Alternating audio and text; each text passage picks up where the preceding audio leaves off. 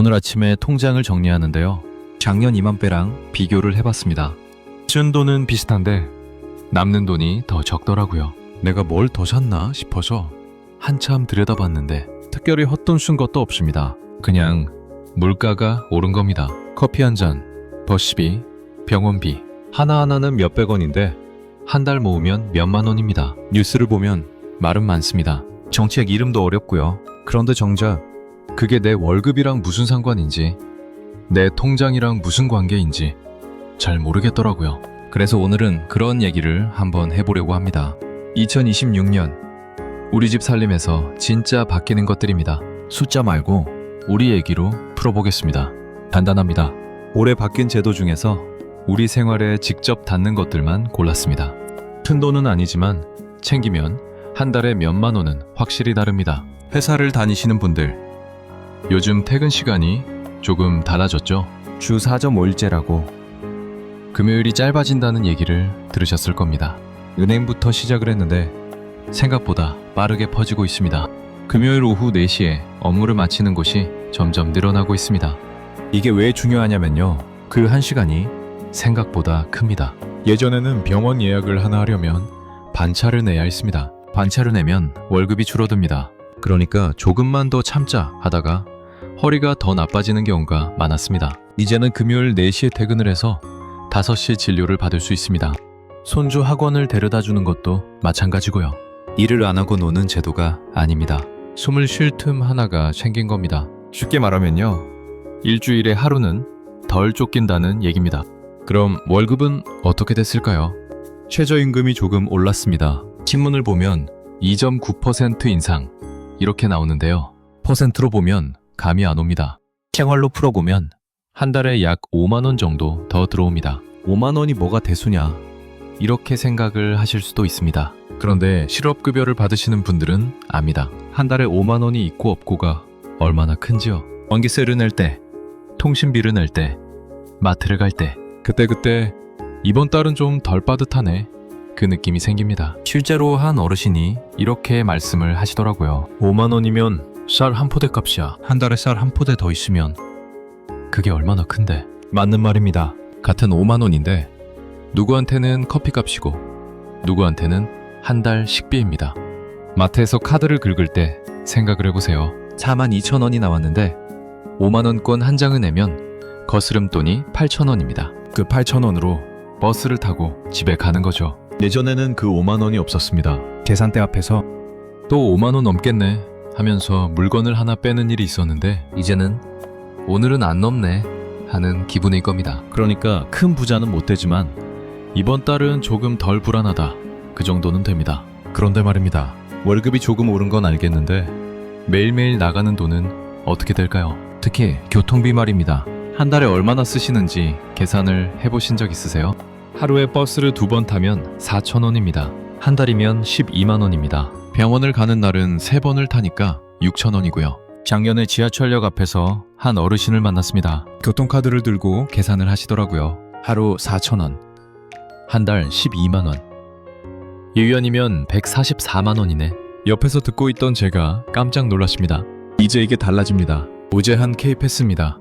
일정 금액을 넘으면 그 뒤는 돌려받습니다. 한 달에 15만 원을 쓴다면 기준 금액을 넘는 5만 원 중에서 절반 정도를 돌려받습니다. 한 달에 2만 원에서 3만 원입니다. 1년이면 30만 원입니다. 요즘은 이런 세상입니다. 쿠폰은 5천 원짜리까지 챙기면서 교통비 환급은 몰라서 못 받습니다. 둘 다 챙기면 됩니다. 등록을 하는 방법도 어렵지 않습니다. 카드사 홈페이지에서 K패스를 검색하면 나옵니다.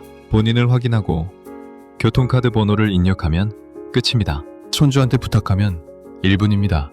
여기까지 들으시느라 고생을 하셨죠? 도움이 되셨다면 다음 내용도 끝까지 들어보세요. 아주 중요합니다. 이제부터는 내 돈이 아니라 내 생활로 바로 들어갑니다. 연금 얘기를 안 할 수가 없는데요. 이 얘기가 나오면 다들 한숨부터 쉬죠. 더 낸다더라. 어차피 못 받는 거 아니냐? 작년에 동네에서 이런 대화를 들었습니다. 나는 연금을 안 낼 거야. 어차피 내가 늙으면 연금공단 돈이 바닥나 있을 텐데. 옆에 계신 분은 이렇게 말씀을 하시더군요. 그래서 더 내야 되는 거 아니야? 공단 돈이 떨어지면 우리도 못 받잖아. 이 대화를 듣고 생각을 했습니다. 연금이 나라가 주는 것에서 내가 모은 것으로 바뀐 건데 아직도 많은 분들이 예전 방식으로 생각을 하시더라고요. 많은 분들이 여기서 착각을 합니다. 연금을 더 내면 손해 아니냐? 실제로는 반대입니다. 한 달에 약 27,000원을 더 내면요. 나중에 한 달에 20만 원 정도를 더 받습니다. 10년만 받아도 본전이고 그 이후부터는 전부 남는 겁니다. 중요한 건 이겁니다. 연금이 있을지 없을지에서 얼마나 받느냐로 바뀌었다는 점입니다. 퇴직을 하고 나서 통장을 보면서 이런 계산을 해보시잖아요. 이 돈으로 몇 년을 버티나? 그 계산에 연금이 매달 들어오면 마음이 조금 달라집니다. 이 차이가 큽니다. 주식을 하시는 분들 얘기도 잠깐 해보겠습니다. 주식을 안 하셔도 들어두세요. 자녀나 손주 중에 주식을 하는 사람이 있으면 알려주세요. 배당소득 세금이 줄어듭니다. 예전에는 배당금이랑 월급을 다 합쳐서 세금을 계산을 했습니다. 그러면 세율이 확 올라갔습니다. 이제는 배당금은 배당금대로 따로 계산을 합니다. 연 500만 원을 배당을 받는다고 치면 예전에 비해 세금이 약 40만 원이 줄어듭니다. 예전에는 벌었는데 남는 게 없네 였다면 이제는 좀 남네 라고 생각이 드실 겁니다. 여기서 잠깐 2026년에 꼭 체크를 해야 할 것 3가지를 짚어보겠습니다. 첫째, 교통카드 환급을 등록을 했는지 확인을 하세요. 5분이면 끝이 나는데 안 하면 한 푼도 안 들어옵니다. 둘째, 실업급여를 받고 계신 분들은 올해 금액이 바뀌었는지 확인을 하세요. 자동으로 오르는 게 아니라 재신청을 해야 하는 경우도 있습니다. 고용센터 1350번에 전화를 하세요. 셋째, 손주 적금을 만들어 주실 분들은 3년 만기 상품인지 확인을 하세요. 은행을 가서 청년 미래 적금을 물어보시면 됩니다.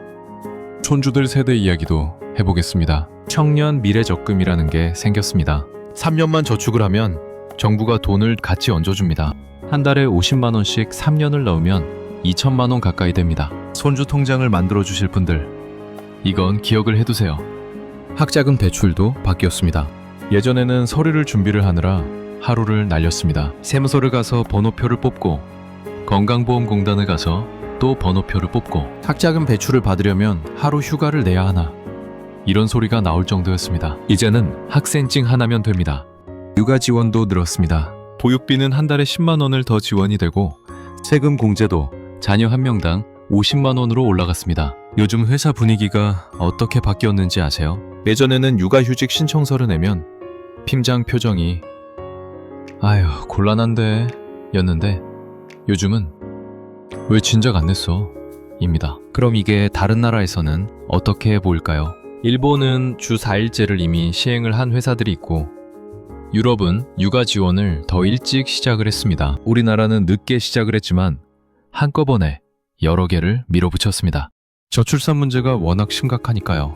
2025년 출산율이 0.7명까지 떨어졌다는 뉴스를 다들 보셨을 겁니다. 그래서 정부가 급하게 움직인 겁니다. 효과가 있을까요? 원장은 모릅니다. 하지만 방향은 분명합니다. 사람들이 덜 쫓기고 돈이 덜 새나가고 계산이 좀 더 명확해지는 쪽입니다. 2026년이 갑자기 천국이 되는 해는 아닙니다. 하지만 분명한 건 하나 있습니다. 덜 쫓기게 됐고 덜 새나가게 됐고 조금은 계산이 되는 세상이 됐다는 겁니다.